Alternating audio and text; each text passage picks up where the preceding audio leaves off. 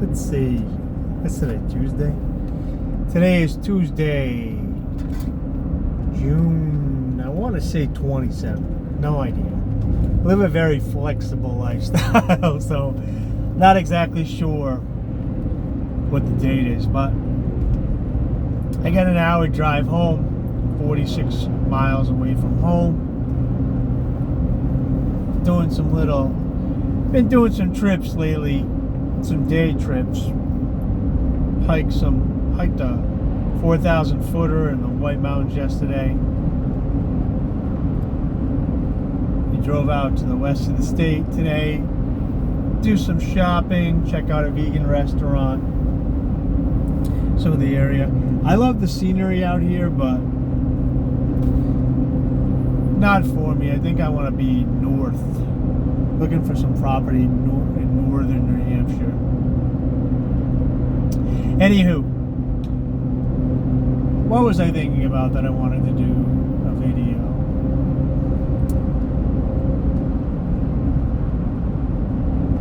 My brain farted myself. Oh, all right. So there was, I don't know if anybody's ever seen the TV show House, about the doctor that was a dietitian. Best in the game, some say. But there's a line where they're trying to diagnose a patient, and basically, he's like, well, if you go to this guy, he studies cancer, he's going to say it's cancer. This person's a surgeon, so they're going to say the answer is surgery, and so on and so forth. So people start with a baseline. And I was just driving, listening to the radio, and you've probably noticed that Tracy Chapman's Fast Car has been playing quite a bit lately, because there was a cover, and the cover of the song went to #1, and everybody loved the cover because everybody loved the original. I remember when the original came out, everybody loved it. It got fanfare, everybody enjoyed it. I play some poker in a casino that plays movie music from the 90s, and they play Fast Car, the old version, more than the new version, and everybody loves it and talks about what a great song it is. I know when it came out, and I know how popular it was when it was out, and it was a song that brought all ages together when it came out. So, what am I going to say? It's not everybody, obviously, but there was quite a few people online over the past couple of weeks when this went to #1, complaining that, and I don't know this. There's so many remakes of songs nowadays and movies and what have you. They turn everything into a techno or whatever song. I didn't know that there was a remake, really, until this discussion came up, done by a country singer that was #1. And then people were complaining, well, if he wasn't a white man, he would have never got the recognition. It's because it's a black woman. And it's just a good song. Like I said, when it originally came out in the 90s, everybody loved it. So, with the introduction of the government getting into like oppression Olympics and giving out funding, people have become like you can monetize your oppression, and once people monetize their oppression, that's their baseline starting point, where something happens. My whole life, this is crazy because it's all public schools and Hollywood movies. Check out how many Jewish writers and Jewish producers that owned the slave ships that were primary facilitators of starting of slavery and still the current slave movement. Write, direct, and show slavery movies forever, and just talk about slavery with black people like that's their only history, their entire lives, until they grow up and they just feel like oppressed their whole lives with slavery. They never hear anything positive. So they start from this oppressed, negative outlook, and they walk out into the world with this negative, oppressed outlook. And if that's your focal point, where you start from and work backwards, it becomes a religion. It becomes dogma. So with the scientific method, yes, you have a hypothesis, and then you try to solve for that hypothesis, but you don't solve backwards. You have a hypothesis, you put together a thesis, then you conduct an experiment, you get the results of the experiment, and then many times the experiment shows different conclusions than the hypothesis was originally, and then you have data to back up the thing. And that's how so when they say, oh, this was founded by mistake, it's not that it was necessarily like an accident, like this whole thing where an apple fell on Newton's head. But people set out to do a very baseline experiment to watch and witness science, because science is what is. It's not what we do. That's engineering. Science is what exists. So they create an experiment, a scientific experiment. The reason the experiment is scientific is because the idea of it is to set up parameters to watch what happens, to observe the science. The person that's conducting it is a scientist because they're an expert with a love for science, but science just is what is, and you can set up experiments to see it.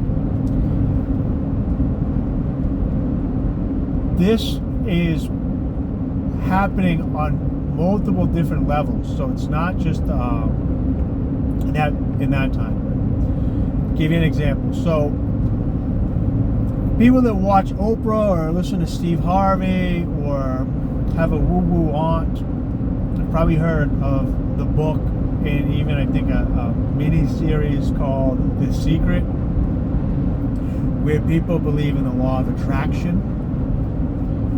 And it's become like a magical spell where people think they can wish good fortune upon themselves. Like they're conducting white magic.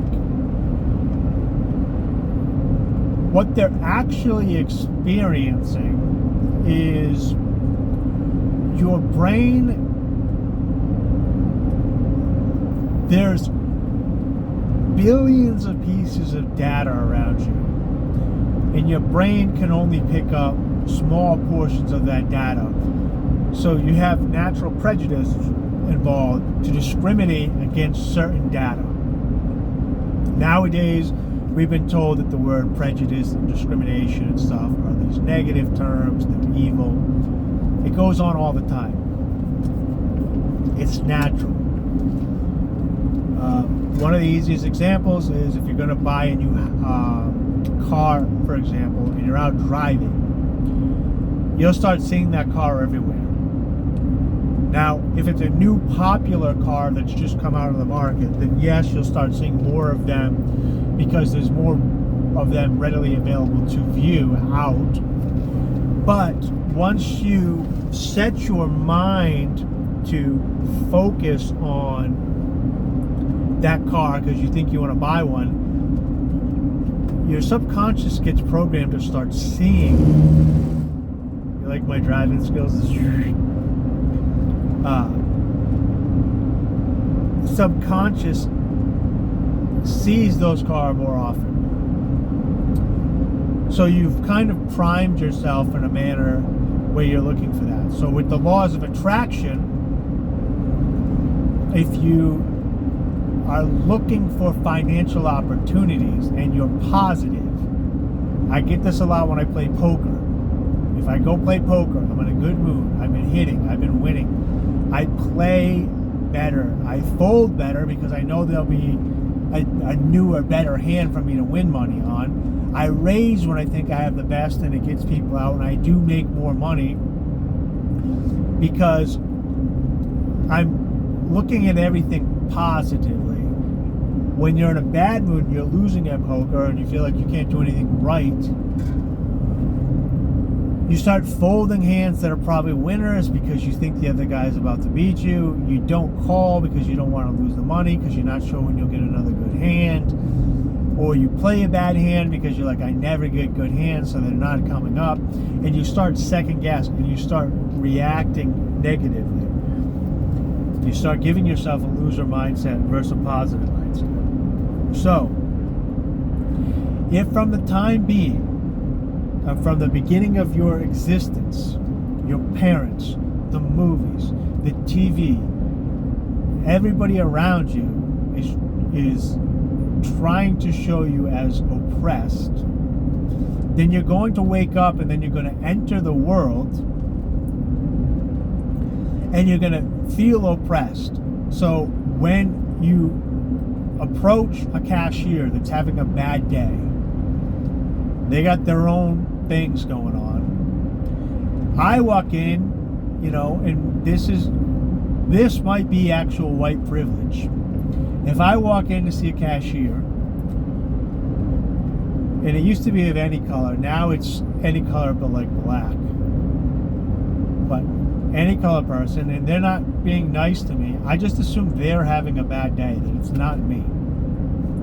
But I have a few black friends that will go to a restaurant and will have a bad experience, and they're like, I can't believe how racist they were. And you're like, no, it's just a bad restaurant. Like, why does it have to be about your race? But if your whole mindset is looking for these microaggressions, looking for the oppression, looking for that negativity, it's these people are claiming to be empathetic, but they're actually being the exact opposite. They're being narcissistic and self-absorbed. And they're not understanding the other people are living their lives and have good and bad days. And also, there's probably, if they looked at all their experiences all day long, two things could be happening. One, if they're a somewhat positive person, but then they focus on that thing, they should start counting all the good experiences they had. So if they run into 20 people and they have a bad experience with one, they're like, oh, I can't believe I ran into a racist today.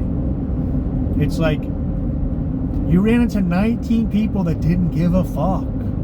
Look at those 19 people. It's all about what you're focusing on.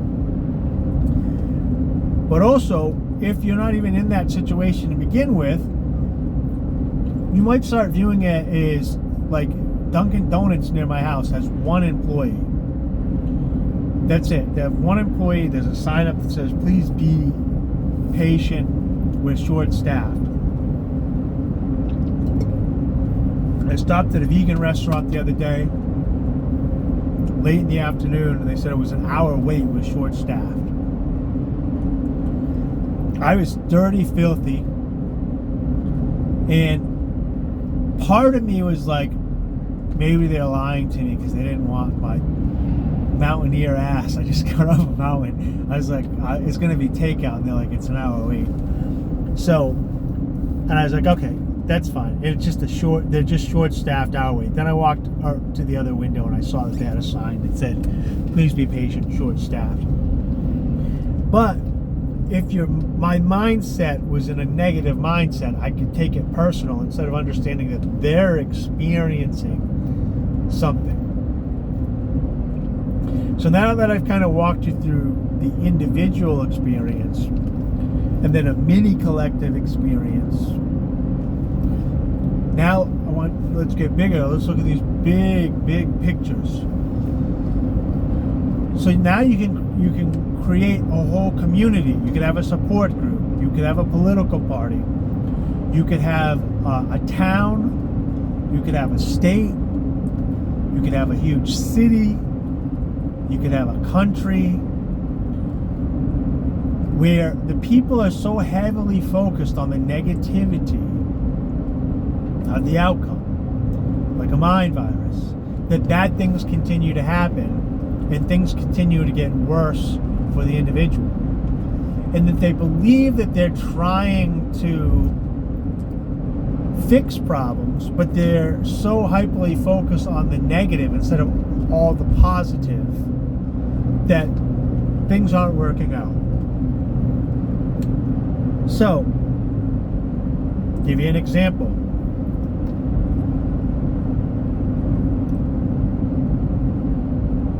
There's groups of kids. One kid is excelling in school, doing well. One group of kids not doing well. And another group of kids doing average. As it stands, everybody focuses and says, hey, look at these kids that are doing poorly. There's something wrong with them. We need to fix and help them to make them like the average or the better kids. But they just have a parameter of a baseline that they're ignoring. They have a system already in place, and when this system occurs, it filters people into these categories. And then when the category spits them out, they're like, well, this is considered bad, and this is considered average, and this is considered good. So we need to keep changing this negative effect from within this system until it gets better. And when that doesn't work, they're like, okay, we just need to tweak the system. And then they tweak the system, and then they get 3 more sets. They get a high end, a low end, and a medium, and they keep doing this. And the problem is, or the obstacle that needs to be overcome, I should say, is the mindset that these huge collectives can figure out a one-size-fits-all solution to a problem. It's an ignorance to the idea of individuality because they've got a collective mindset. And they're trying to tell everybody they're exactly the same. So, let me make a really absurd example. You have a group of fish, a group of birds, and a group of cheetahs in school. And you start calling them just animals, and you say they're all exactly the same, but they're all animals. And mind your words here. This is an analogy. But they're very different. We know that they're different. They're classified different. But for the sake of argument, we'll say they're all the same. So we create a system of swimming. And you throw the birds, the cheetah, and the fish into the water for swimming. And all the fish excel. All the cheetahs do okay. Not great, but okay. And the birds stink. So they keep putting the birds in the pool. They give the birds extra attention, and they try to get them to swim, and they just don't swim, and they can't swim, and they kind of sit on top of the water, but they can't just go underneath and dive. So they keep trying to fix it. So somebody says, "Oh, we need to change the system." The system is, we're going to run fast. Everybody's got to run fast. And the people that run the fast, this is how we got to get everybody. So let's put put the birds, the cheetahs, and the fish on the track and have them all run. And so they go, and the cheetah takes off, it's going around, the bird kind of walks on the thing, and the fish just flap at the beginning. And they got 3 groups again. This group's failing, this group's doing okay, and this group's really excelling. These are all exactly the same, I'm telling you. These are not different, they're just animals. I don't know why we treat them different just because they evolved differently. They're all exactly the same.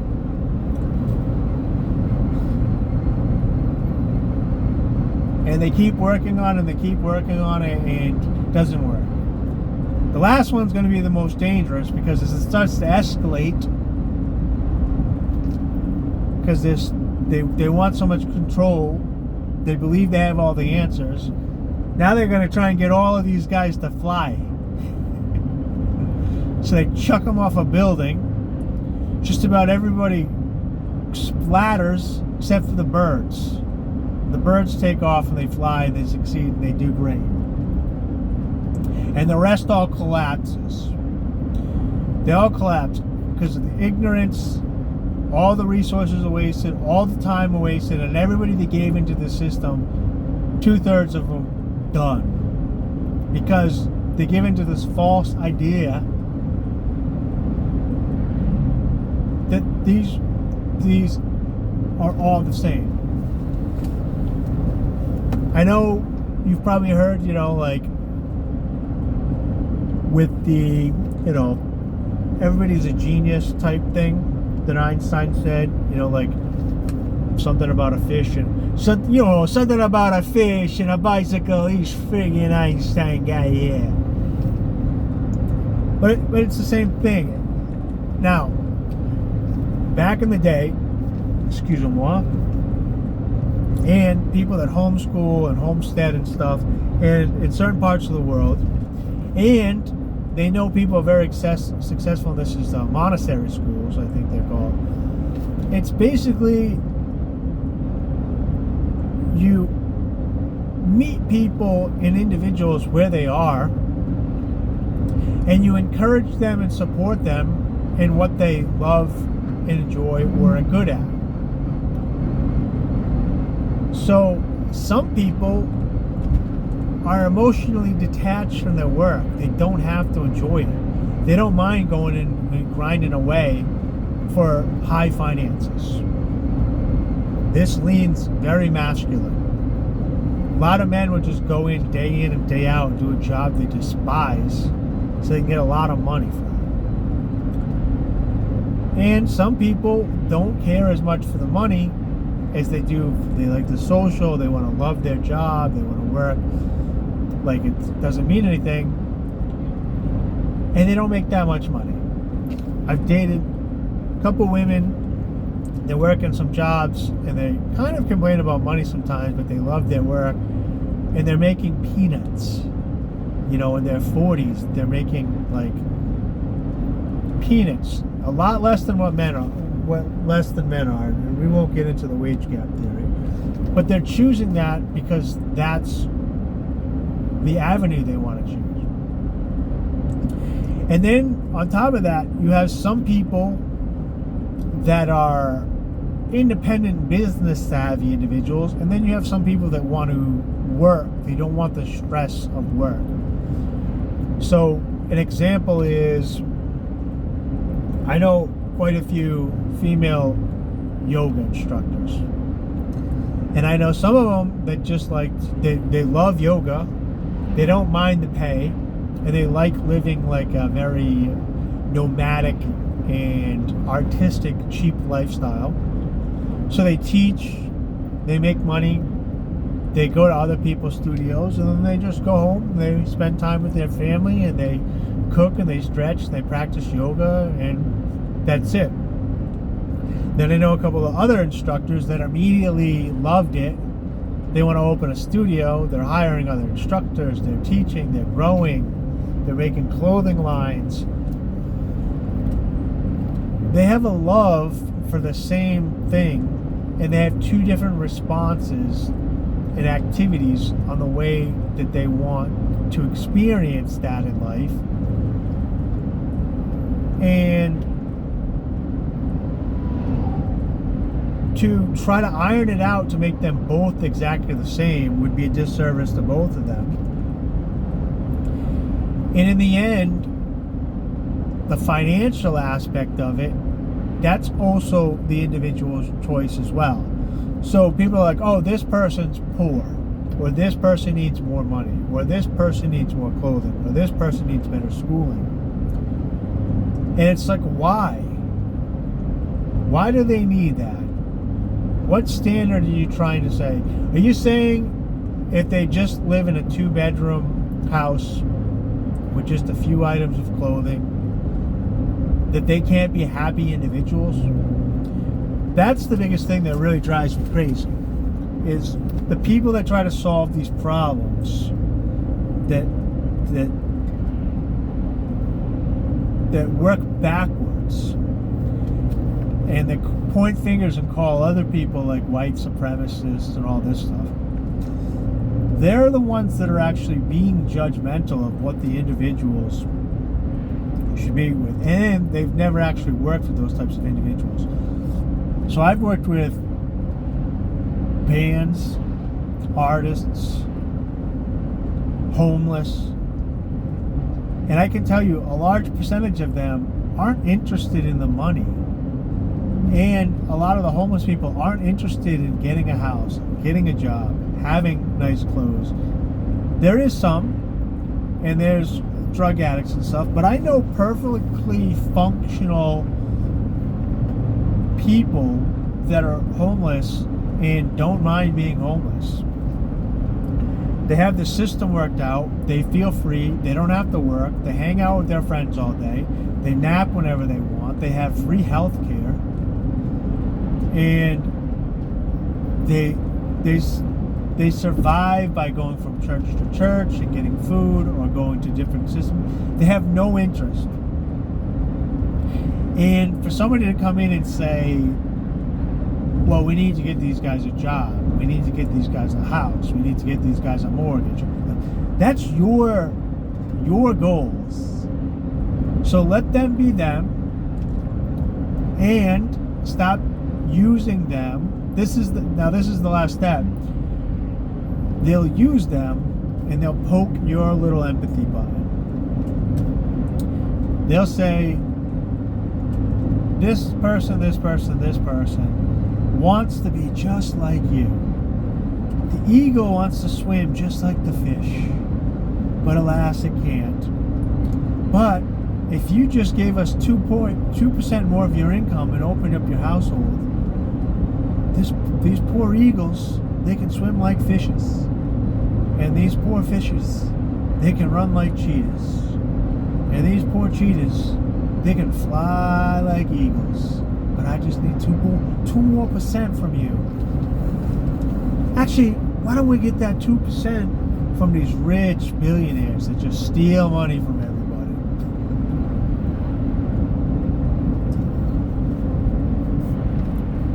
I guess the point of this is where it started with the Tracy Chapman jump off point, is that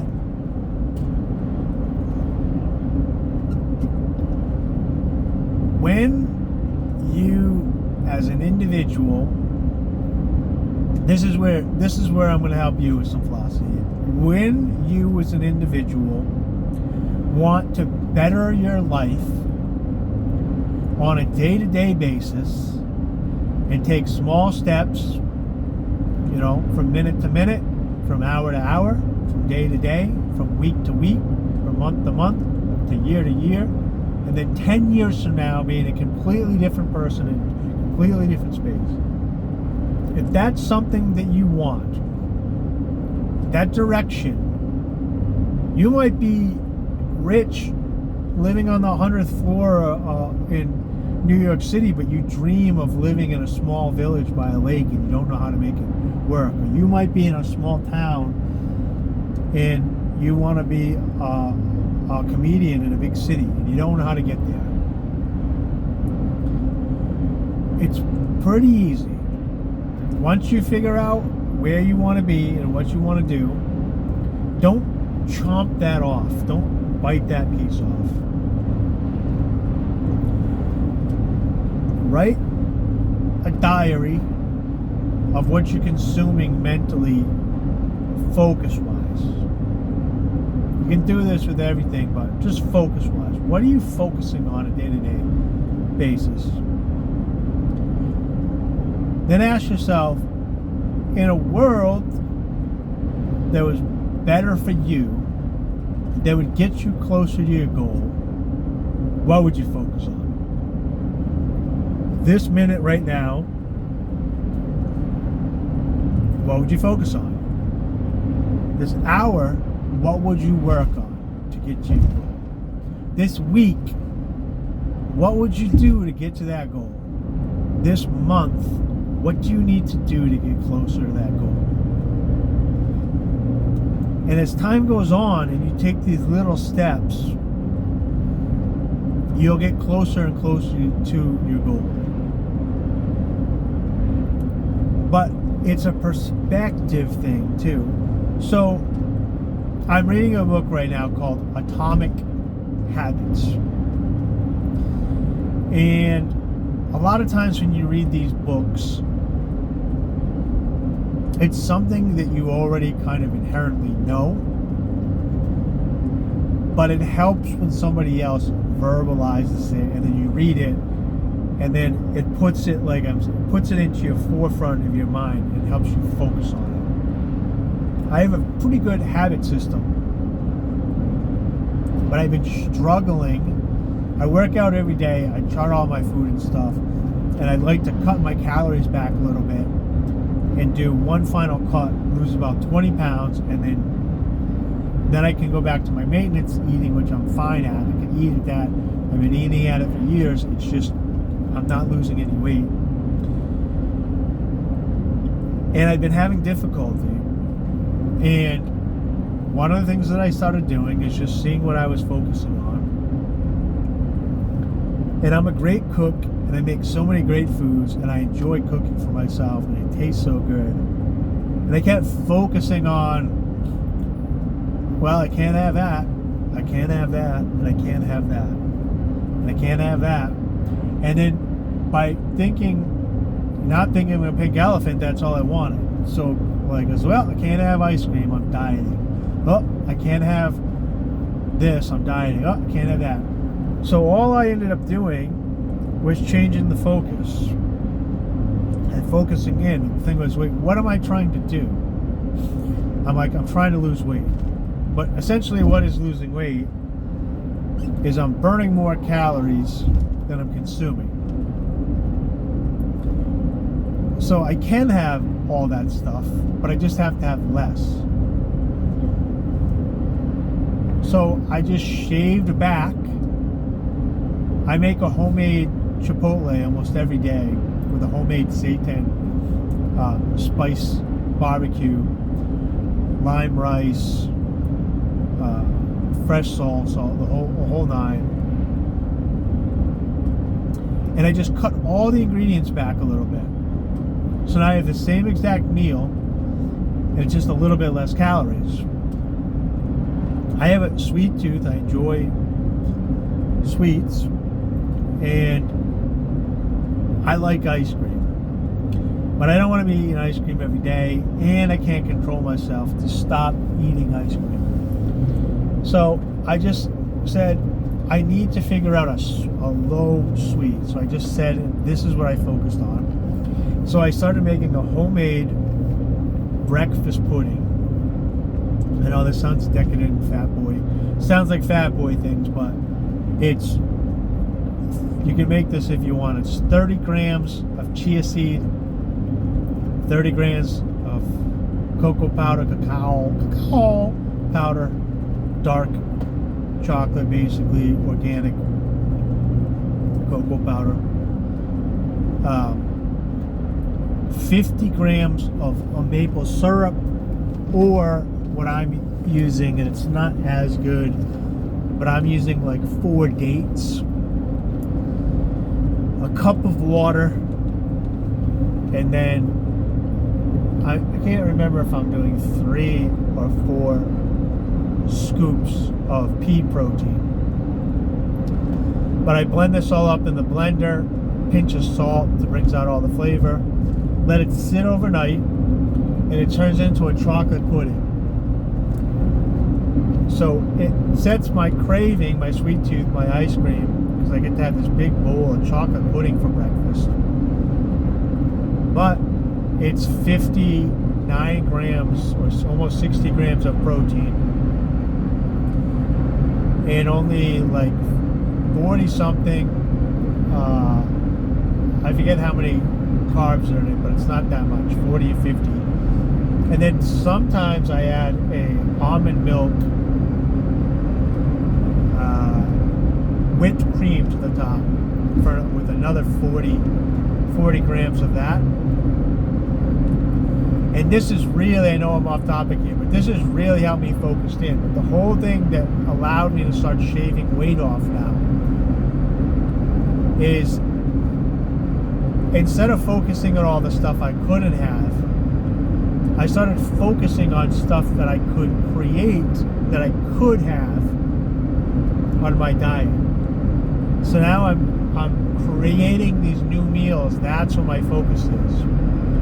So instead of saying all these things have removed from my diet and I kept falling off because I'm like, I want these things, I started focusing on what can I create and what can I eat and still lose weight. And now since that started, it's only been a couple days, and I'm so active, and I've been able to cut my calories so much and still be full and still get the enjoyment that I'm down from my starter point of 200. I weighed in this morning at like 196, 197. So it is possible. Anyways, you probably stopped listening by that point. I've got a little off tangent here. The idea is, in closing, whatever your goals are, take a mental note of what you're focusing it on, get creative, and redirect your focus to a positive spin that heads you in the direction of the positive place that you want to be. Try it as an experiment.